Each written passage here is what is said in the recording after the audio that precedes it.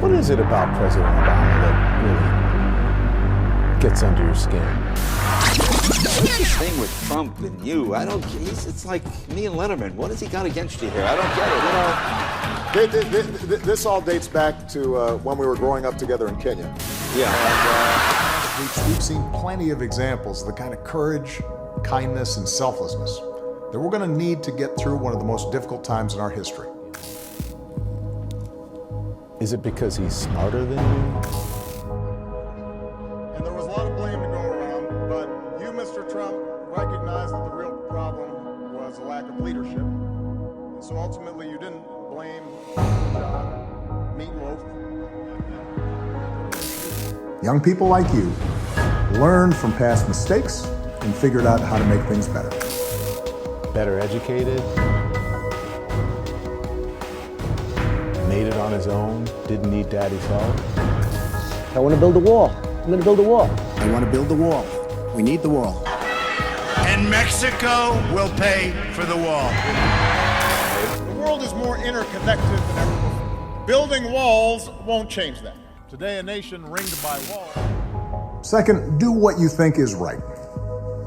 Doing what feels good, what's convenient, what's easy, that's how little kids think. Written by a nice reporter. Now the poor guy, you got to see this guy. Oh, I don't know what I said. I don't remember. He's going like, I don't remember. Oh, maybe that's what I said. To call John McCain a loser because he was a... I never called him. No, I don't call him. That is outrageous. He's an American hero. I don't like losers.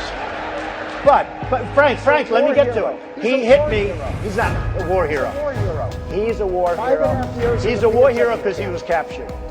I like people that weren't captured, okay? I hate to tell you. Wife is more accomplished, better looking. I don't know. What is it? What is it about him? Unfortunately, a lot of so-called grown-ups, including some with fancy titles and important jobs, still think that way, which is why things are so screwed up. It loses a lot of flavor. It loses, to me, a lot of flavor, but I hope we're going to have rallies. I think they're going to be bigger than ever. What is it about him?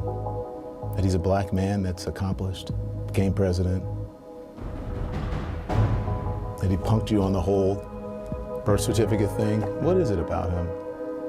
I hope that instead you decide to ground yourself in values that last, like honesty, hard work, responsibility, fairness, generosity, respect for others. You won't get it right every time. You'll make mistakes like we all do. But if you listen to the truth that's inside yourself, even when it's hard, even when it's inconvenient, people will notice.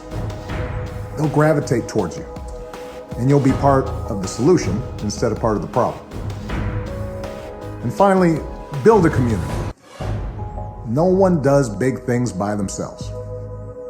Right now, when people are scared, it's easy to be cynical and say, let me just look out for myself, or my family, or people who look or think or pray like me.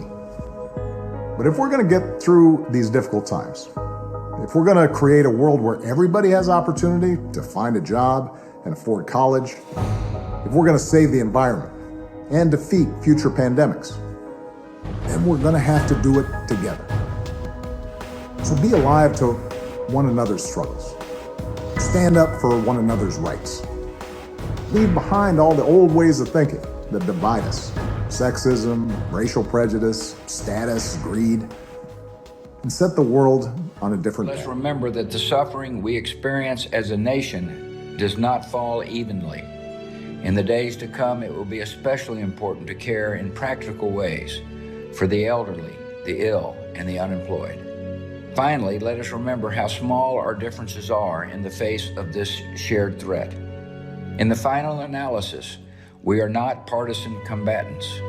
We are human beings, equally vulnerable and equally wonderful in the sight of God. We rise or fall together, and we are determined to rise.